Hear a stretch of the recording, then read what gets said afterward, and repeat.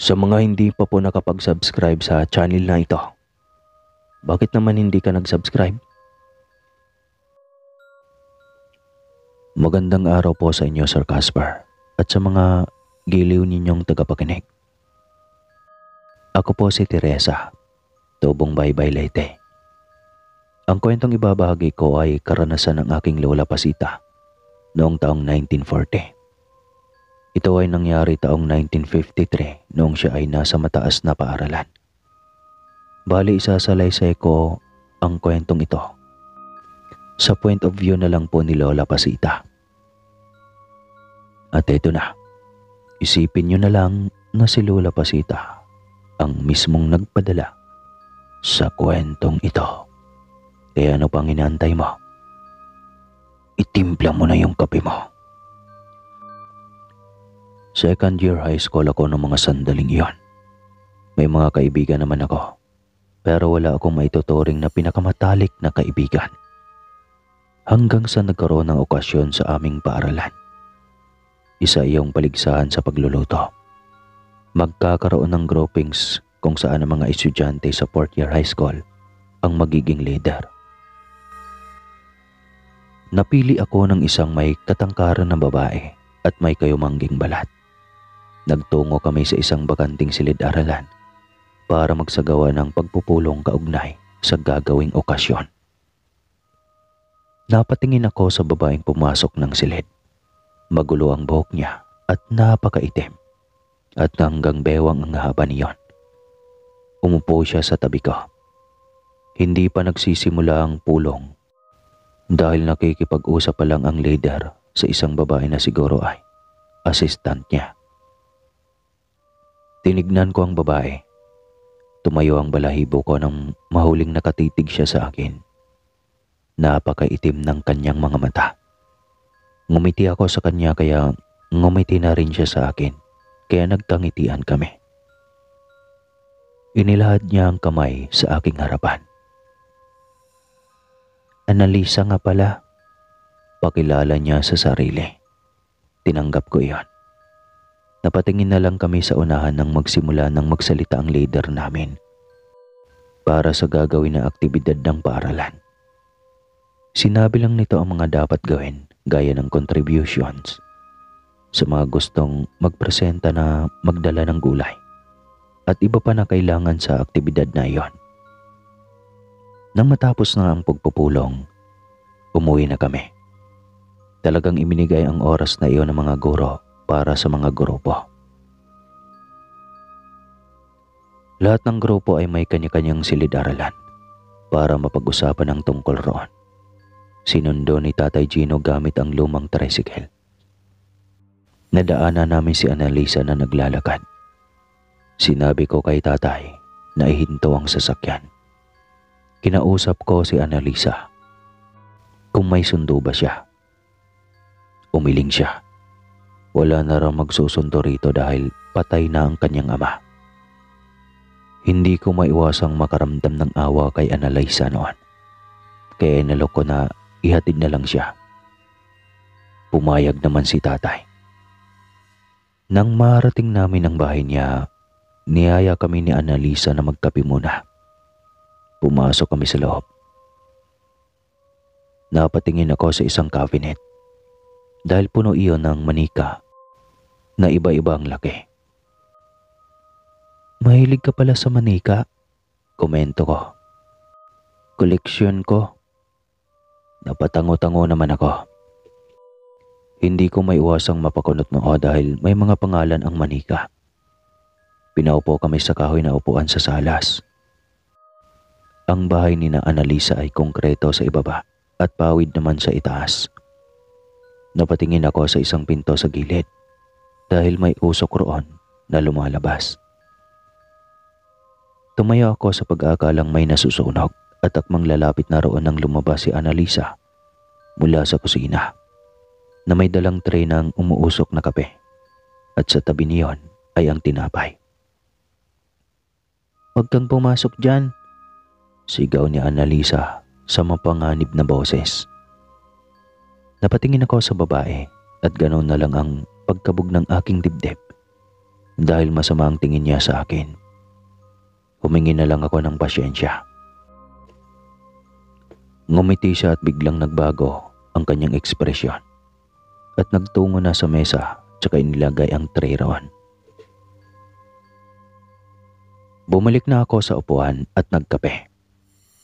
Nang pauwi na kami, hindi ko maiwasang isipin kung ano ang nasa loob ng silid na iyon at bakit may usok roon. Hindi ko rin nakita ang ina ng babae. Sumapit ang araw ng paligsahan. Abala ang lahat sa kanya-kanyang ginagawa. Napili naming magluto sa silid ng isang classroom kung saan may maluwag na espasyo roon. Late na dumating si Annalisa na may dalang mga gulay. Tuwang-tuwa naman ang mga leader namin. Nakwento pala ni Annalisa sa akin noong inihatid ulit namin siya. Isang araw na may maluwang siyang gulayan sa likod bahay. Ito raw ang source of income ng nanay niya. Nagbigay pa nga siya ng gulay sa amin. Nagtulong-tulong na kami sa pagluluto hanggang sa matapos iyan.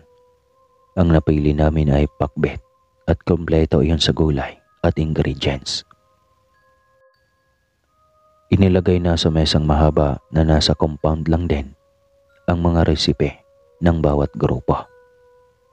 Maganda naman ang panahon kaya ayos lang na sa labas iyon gawin. Magkatabi kami na Annalisa na nakatayo sa isang sulok habang pinagmamasdan ang mga teacher na tumitikim sa mga ulam. Nakatitig siya sa isang lalaki. Gwapo at matangkad ang lalaki.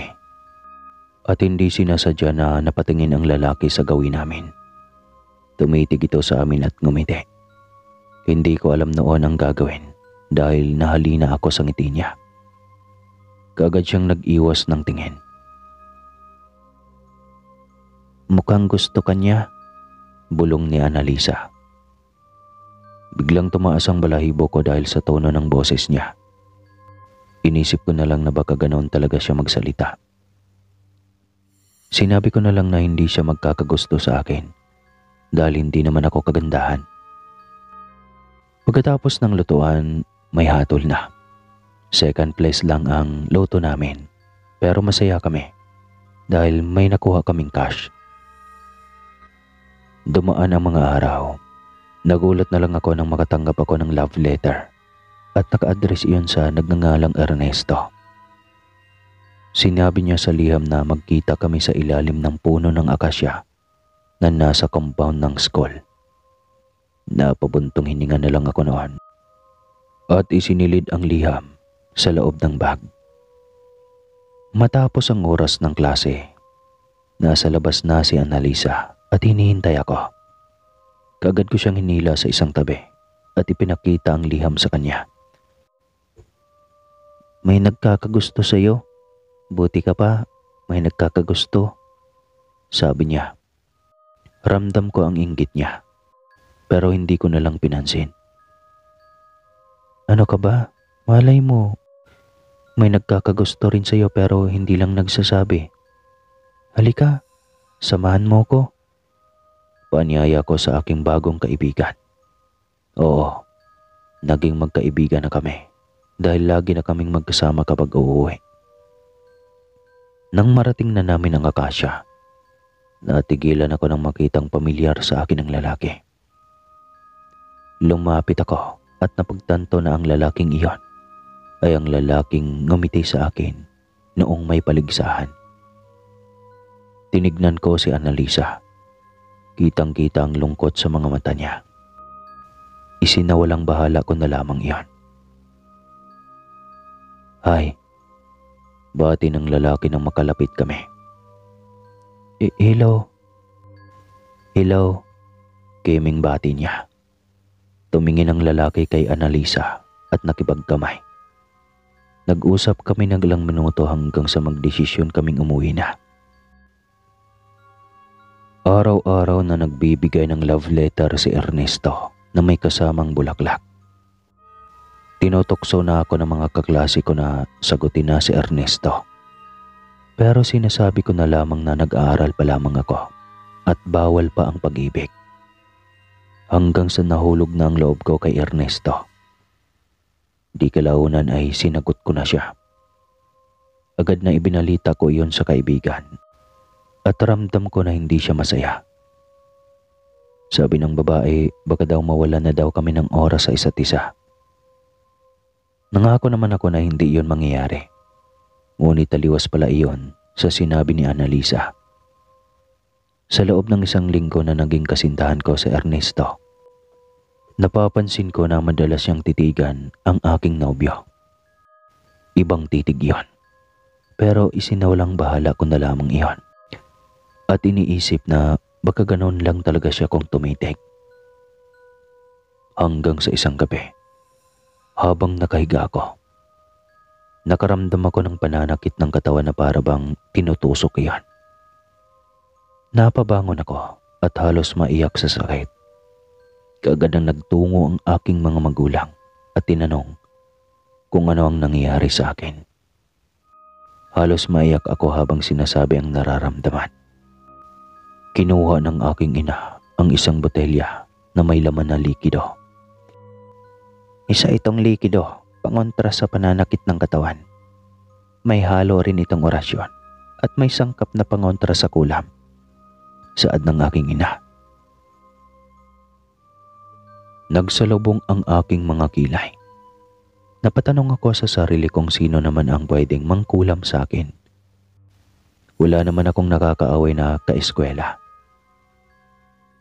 Biglang pumasok sa isip ko si Annalisa. Ang pagtitig niya kay Ernesto at sa reaksyon niya noong nalaman niya na kasintahan ko na ang binata.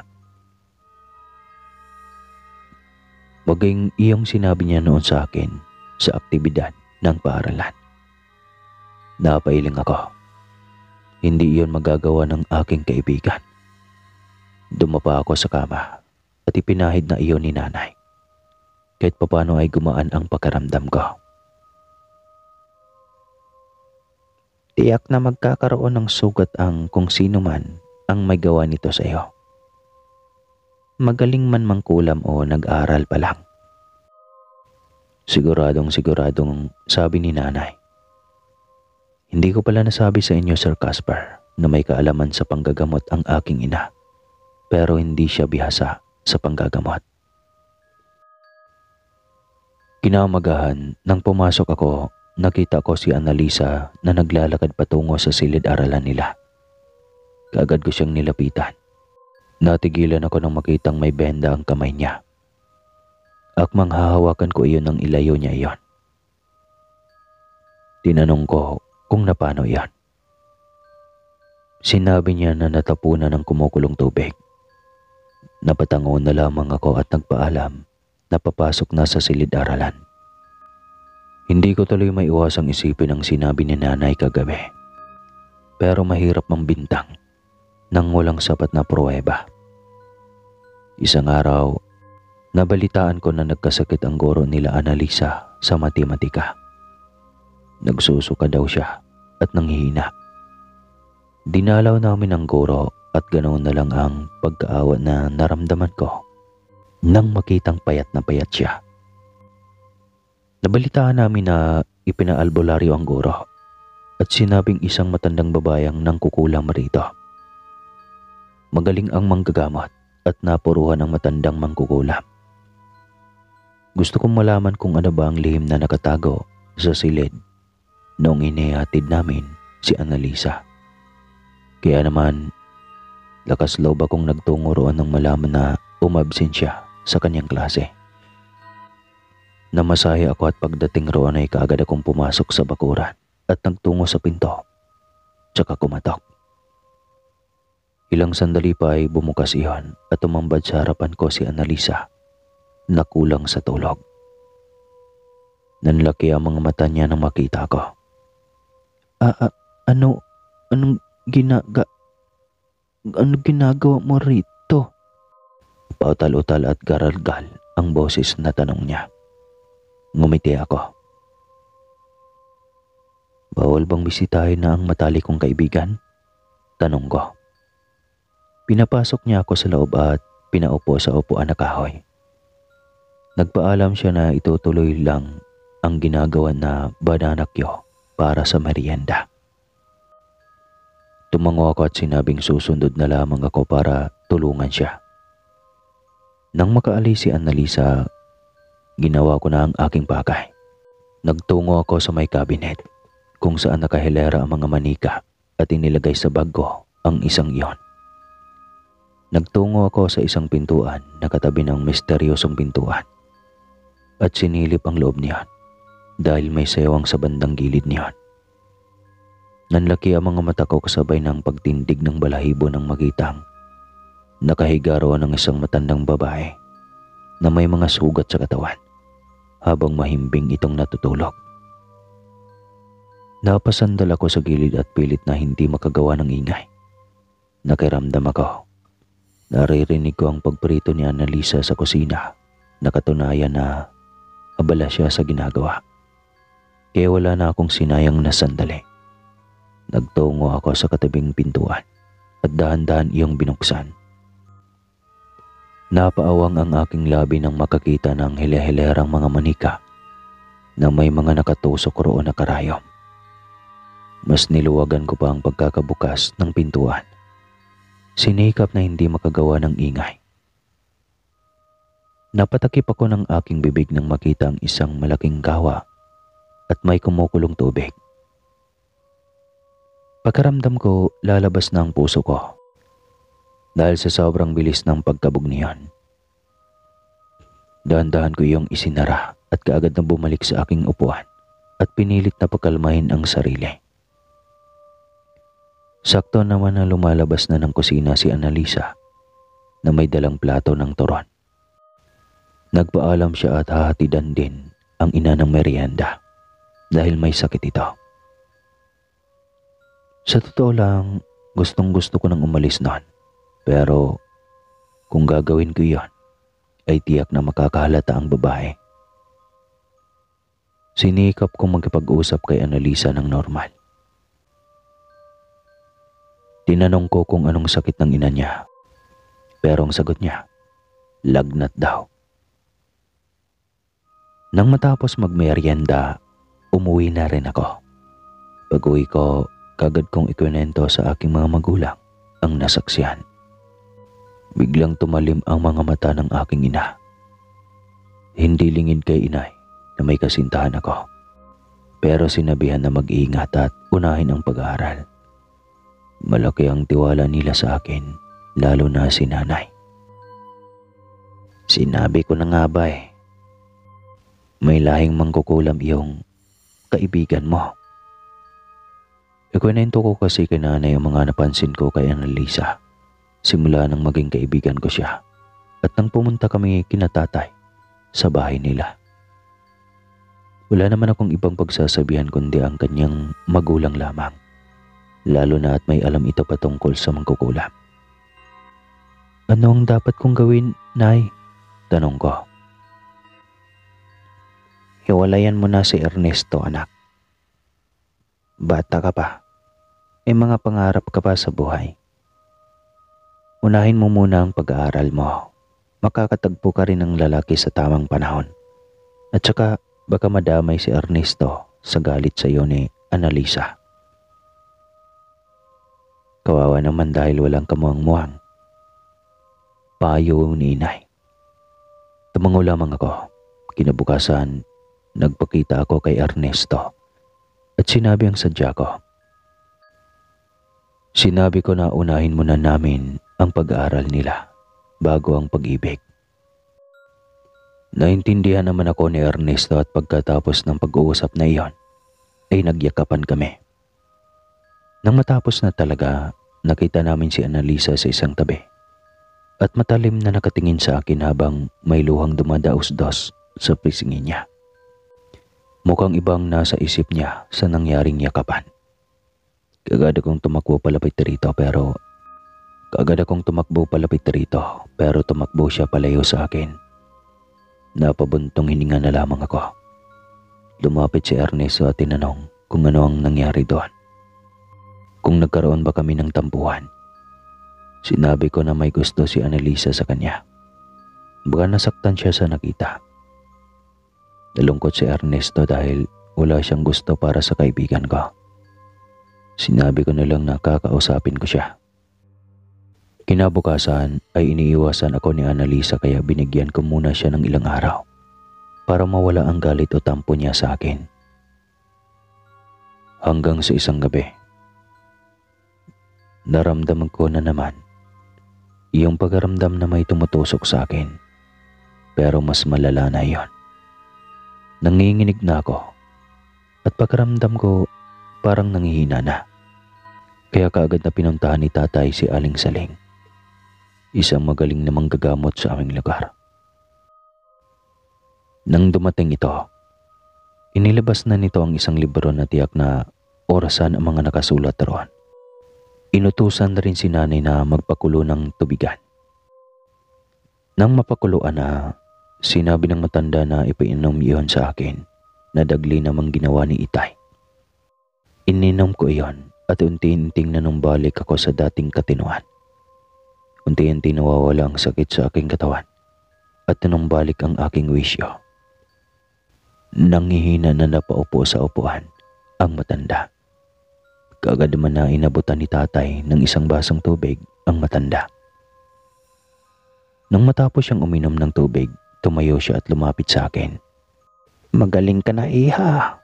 Ang babaeng nang kulam sa iyo ay tiyak na napuruhan dahil sa ginawa kong orasyon. Naibalik ko sa kanya ang ginawa niya sa iyo at tiyak na ngayon ay ramdam na niya ang hirap sa mga ginagawa niya. Malapit ito at may matinding inggit sa iyo," sabi ng matanda. Nagpaalam siya na uuwi na, kaya nagpasalamat kami at nagbigay ng kaunting tulong rito. Hindi ko maiwasang malungkot dahil sa nangyari. Nang pumasok ako sa eskwela ng araw na iyon, hindi ko nakita si Annalisa.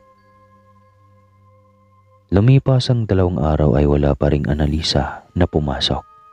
Kaya naman, humingi na ako ng tulong sa aking magulang na bisitahin ang aking kaibigan. May ginawa man siya na hindi maganda na naig pa rin ang pusong maawain ko. Alam ko na ginawa lamang niya yon dahil sa inggit. At hindi pa huli ang lahat para magbago. Nang makarating ako sa bahay ni na Annalisa, nagtungo kami sa pintuan at kumatok. Nang walang sumasagot, sinubukan kong ipihit ang pintuan ng pabukas. Nagkatinginan kami dahil bukas iyon. Dahan-dahan kaming pumasok sa loob at halos mapatakip kami sa aming ilong nang makaamoy ng nakakaduwal na amoy. Parang hahalokayin ang tiyan ko dahil sa baho ng amoy. Ganoon pa man, nagtuloy kaming pumasok at nagtungo sa isang pintuan. Halos mapaatras kami nang makita ang isang bangkay roon. Alam kong bangkay iyon ng ina ni Annalisa. "Nasaan kaya si Annalisa?" Hindi napigilang itanong ni nanay. Nagtungo kami sa isa pang silid sa tabi niyon at ganoon na lang ang pandalaki ng aking mga mata nang makita ang kaibigan na punong-puno ng sugat ang katawan at nangingitim iyon. Tumulo ang luha ko ng mga sandaling iyon dahil sa awa para rito. Agad akong lumapit sa kanya at hindi inalintana ang sugat na mayroon siya. "Annalisa?" Palahaw ko at hinawakan ang kamay niya. Dahan-dahan na lumingon si Annalisa sa akin. Nagtaas si Lola Pasita ng tingin, kasabay ng pagtulo ng luha nang makita ang itsura ng kaibigan na nahihirapan. Umiiyak din siya at nagsisisi sa mga nagawang kasalanan sa akin. Humingi siya ng tawad dahil nilukob ng inggit ang puso niya. Agad ko naman siyang pinatawad. Tumingin ako sa aking magulang na tumawag ng manggagamot pero pinigilan niya ako.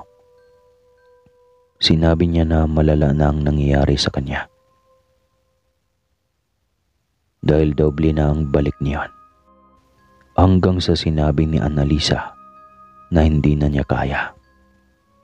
Hinintay lang daw niya ako para personal na humingi ng tawad. Hanggang sa dahan-dahan na pumikit ang mga mata niya. Makakapagpahinga ka na, Annalisa. Sambit ko. Kami na ang nag-asikaso sa bangkay ng mag-ina. The end.